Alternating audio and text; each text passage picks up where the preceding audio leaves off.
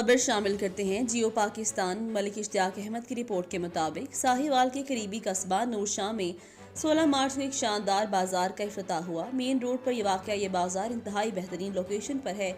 यहाँ पर बहुत ही अच्छी, सस्ती और मयारी चीज़ें आपको वक्त पर मिलेंगी। बाजार का नाम बानो बाजार है, जो नूरशाह के अड्डे से चंद कदम आगे वाक़ है। इसकी NC मिल गया है। कारोबारी हजरात इससे बहुत ज़्यादा मुनाफा उठा सकते हैं और गरीब लोगों के लिए एक नहायत ही शानदार तोहफा है। गरीब आदमी अपनी ज़रूरत की अशिया खुदनोश बआसानी इस बाजार से खरीद सकता है। बानो बाजार के कायम होने से नूरशाह के मकीनों को तमाम अशिया ज़रूरत मुहैया हो सकेंगी और वो सस्ते दामों और मयारी अशिया की खरीदो फरोख्त कर सकेंगे।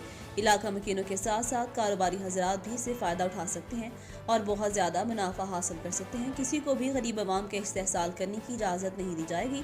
इस बाजार के कायम होने से कस्बा नूरशाह भी तरक्की की राह पर गामजन होगा और इलाका मकीन अपनी मर्जी से हर चीज़ हासिल कर सकेंगे। शहरी ने इस बाजार के कायम होने को सराहा।